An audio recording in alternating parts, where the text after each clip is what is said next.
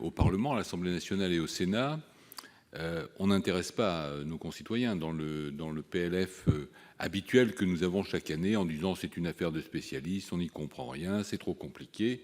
Là, on parle de sujets, disons, qu'ils perçoivent de manière totalement concrète parce qu'on leur parle de chômage partiel, on leur parle de primes qui vient en récompense d'un effort exceptionnel pour ceux qui ont été exposés en première et en deuxième ligne.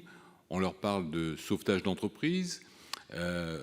Voilà, je crois que pour une fois, on réconcilie une partie du débat budgétaire que nous avons au niveau national entre les parlementaires et le gouvernement avec ce que peuvent en percevoir nos concitoyens pour qui habituellement c'est quelque chose d'extrêmement complexe et qui les intéresse moyennement. Là, je crois qu'il y a vraiment un lien direct qui s'établit parce que on peut tout de suite traduire, en mesures concrètes, au mois le mois. Ce qu'on vote, ça s'applique fin avril, ça s'applique début mai, alors qu'habituellement, on ne sait pas toujours comment cheminent tous les crédits que nous pouvons voter ou éventuellement modifier. Et puis, il faut leur rendre cet hommage aussi, ce qui a été fait par les deux assemblées en termes de prise en charge et par le gouvernement sur les primes, les défiscalisations, sur le chômage partiel, est aussi une approche de solidarité à l'égard de tous et non pas uniquement un programme de sauvetage de notre économie, même si c'est quelque chose d'important. Me féliciter aussi des apports du Sénat qui sont significatifs et à cet égard, étant le premier orateur, me permettre de remercier notre rapporteur général Albéric de Montgolfier, du président et des services de la commission des finances qui sont restés mobilisés, jour et nuit pour arriver à suivre ces travaux et arriver à cette conclusion. Alors, je ne reprendrai pas les apports du Sénat qu'a détaillé notre rapporteur général, mais je voudrais dire aussi qu'on peut peut-être dire qu'il a eu un interlocuteur compréhensif à l'Assemblée nationale, parce que pour arriver à un accord constructif, il faut qu'il y ait une volonté partagée, et j'espère que c'est de bon augure pour des textes futurs en matière budgétaire. Satisfaction aussi sur l'ensemble du dispositif concernant l'économie et les entreprises.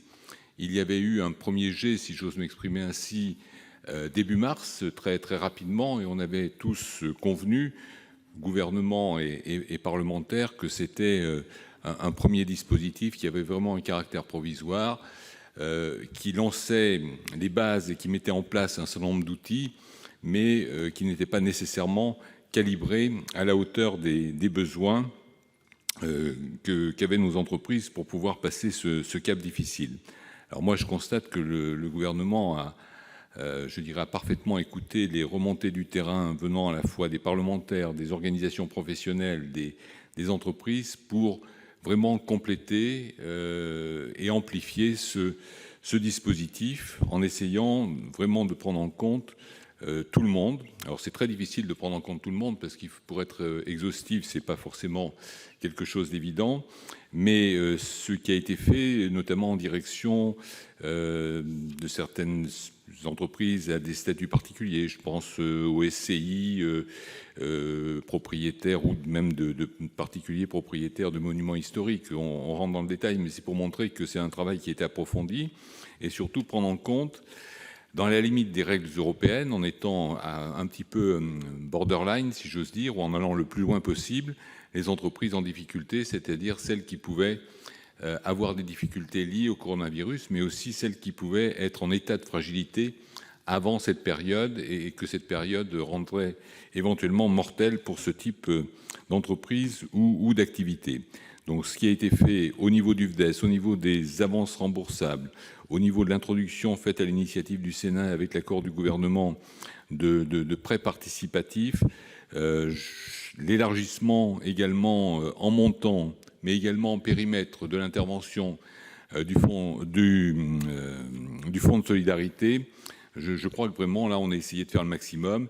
Il reste probablement encore une catégorie de très petites entreprises, je pense aux auto-entrepreneurs, à certains indépendants, artisans ou commerçants qui ne sont pas forcément bien structurés et qui peuvent, malgré les apports du Fonds de solidarité, avoir des difficultés récurrentes sur plusieurs mois.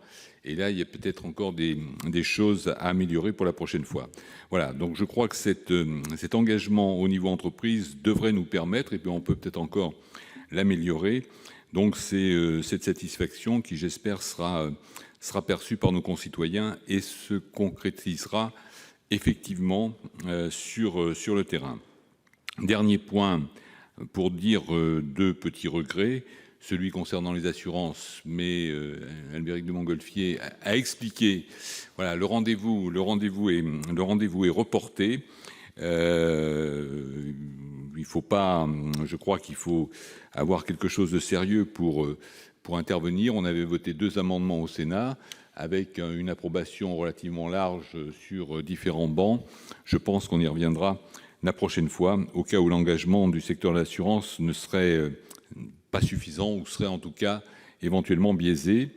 Un petit regret, j'en terminerai par là, malgré la dotation des élus locaux qui, je dirais, sera appréciée par l'ensemble des maires de petites communes et des maires ruraux, peut-être que les collectivités locales, qui sont aussi en première ligne dans toutes les aides de proximité, n'ont peut-être pas pu être intégrées jusqu'à présent suffisamment dans un dispositif d'aide aux plus petites structures de notre économie locale. Voilà, mais globalement, une appréciation très positive sur le travail qui a été effectué, les conclusions auxquelles nous sommes arrivés. Et donc, la quasi-totalité de notre groupe approuvera ces conclusions de la CMP. Je vous remercie. Merci, Monsieur le Président. La parole est à notre collègue Julien Bargeton,